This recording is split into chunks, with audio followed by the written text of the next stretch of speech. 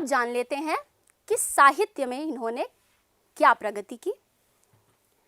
दक्षिण भारत के राजा शिक्षा व साहित्य के प्रेमी थे।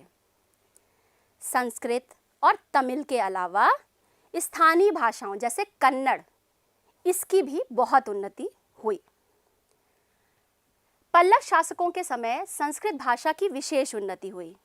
इस तथ्य को अच्छे से याद कर लीजिए, मैं फिर पूछूंगी। पल्लव शासकों के समय संस्कृत भाषा की विशेष उन्नति हुई। पल्लवों की राजधानी कांचीपुरम तमिल और संस्कृत के अध्ययन का केंद्र थी। पिछले पाठ में भी मैंने आपको राजधानी के विषय में बताया था। आगे चलते हैं। संस्कृत के महान कवि दंडी पल्लव राजा नरसिंह वर्मन द्वितीय की राज्यसभा में थे। कंबन द्वारा रचित रामायणम ग्रंथ तुलसीकृत रामचरितमानस की भांति दक्षिण का लोकप्रिय ग्रंथ है।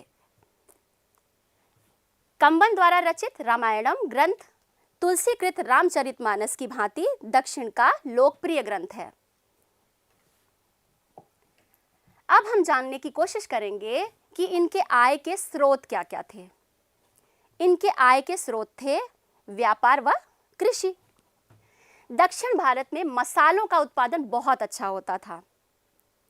फिर से याद कर लीजिए बच्चों, दक्षिण भारत में मसालों का उत्पादन बहुत अच्छा होता था। ये राज्य प्राकृतिक संसाधनों एवं व्यापार से बहुत लाभ उठाते रहे। दक्षिण पूर्व एशिया से अच्छे व्यापारिक संबंध भी थे इनके। प्राचीन काल में यूनान, रोम व मिस्र के साथ तथा दूसरी ओर मलाया द्वीप समूह के साथ तथा चीन के साथ व्यापार ये सब करते थे। प्रमुख बंदरगाह इनका था महाबलीपुरम।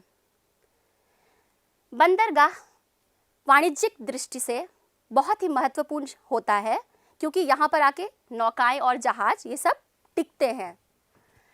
उसके बाद जो स्थानीय व सुदूर व्यापार के कारण राजकोष की आय के लिए महत्वपूर्ण होते हैं, तो उस समय भी यहाँ का प्रमुख बंदरगाह क्या था? महाबलीपुरम। नदियों के तटीय इलाकों में धान व गन्ने की उपज होती थी। मैं आशा करती हूँ कि ये सारे तथ्य आपको लगभग याद हो गए होंगे। चलिए इसी क्रम में आगे बढ़ते हैं। अब जान लेते हैं दक्षिण भारत का विदेशों से संपर्क कैसा था। चोल वंश के राजा राजेंद्र चोल प्रथम के पास एक बड़ी जल सेना थी।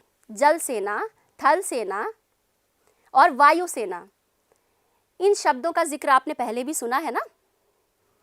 तो जल सेना, जल से संबंधित सेना, उसके बाद थल सेना, थल से संबंधित सेना, वायु सेना, इन सब की चर्चा आपने पहले भी सुनी होगी।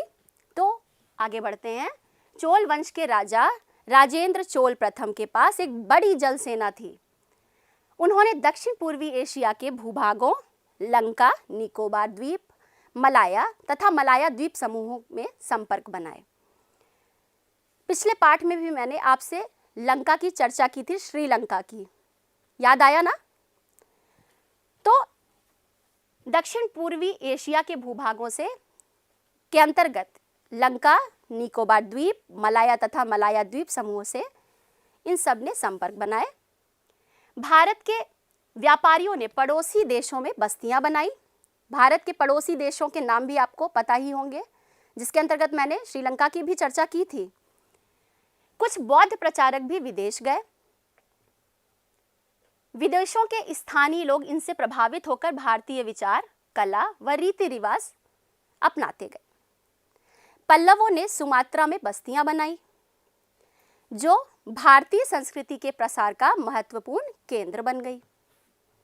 तो ये थे दक्षिण भारत के विदेशों से कैसे संबंध थे, उसके बारे में हमने चर्चा की।